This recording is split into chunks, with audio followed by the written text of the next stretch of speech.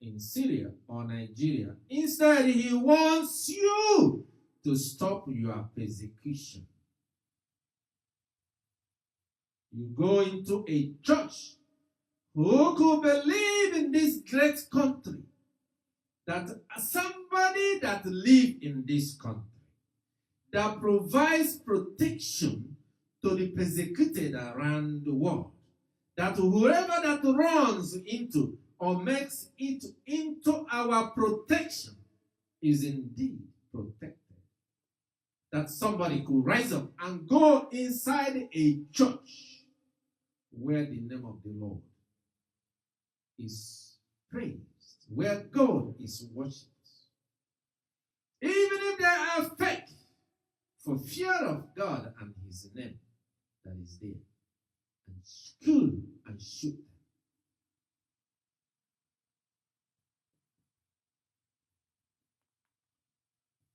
Why are such people walking around?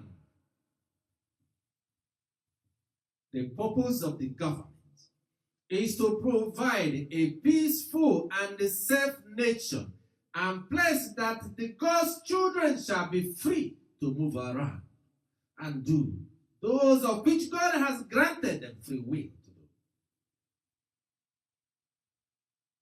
That is good, not evil. For he punishes the wicked and the evil ones, and none shall go unpunished. If such is evil and good, then what did the government do? But they often walk away free. In their mind, they are highly connected. Just like they thought they would get protection from COVID.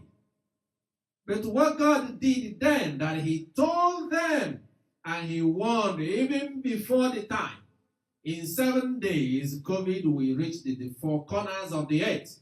I delivered that warning and that message.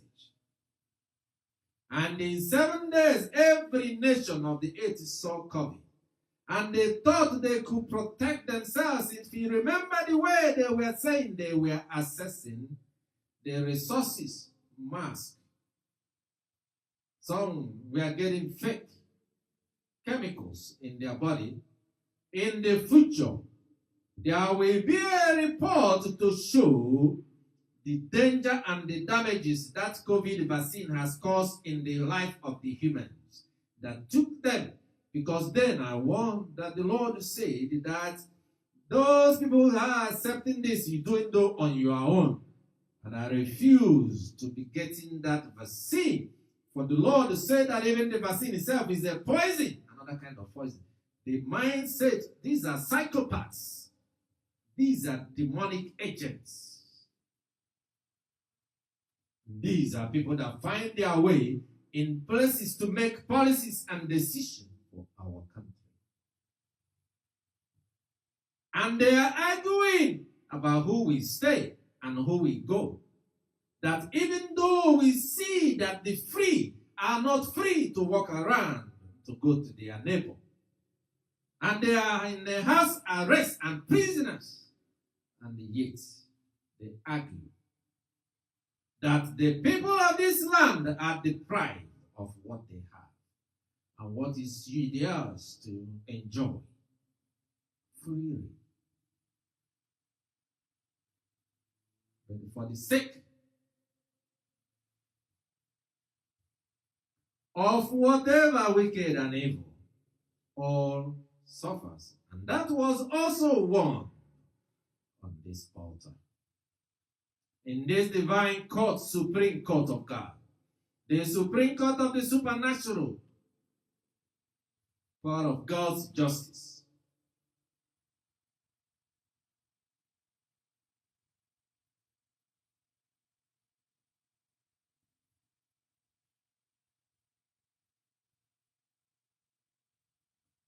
Verse 9, for we are slaves. Yet, in our bondage, our God has not forsaken us, but has extended loving kindness to us. In the sight of the kings of Persia, God showing favor to the people that have turned against God, that are killing God's children, that are shedding and spilling innocent blood, that have taken people into festivity. The kindness and the compassion of God to make and even leave a peg for them, an opportunity to repent and change their ways.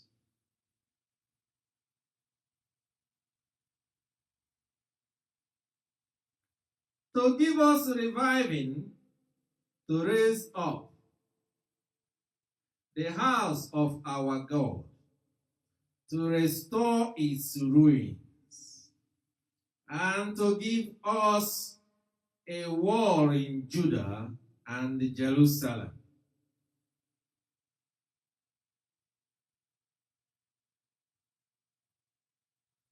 They have been warned. They were warned a long time ago, even with what is happening in the Middle East. They did not believe then. They continue to spill blood, pretending to be workers and servants of God. But they are professing an ideology that is so ungodly that no nation and every nation have resisted such ideology for centuries. In my first book, In the History of Christianity, we spoke from 570 AD. Some years after that, when Islam began, we talked about the purpose. What was the reason?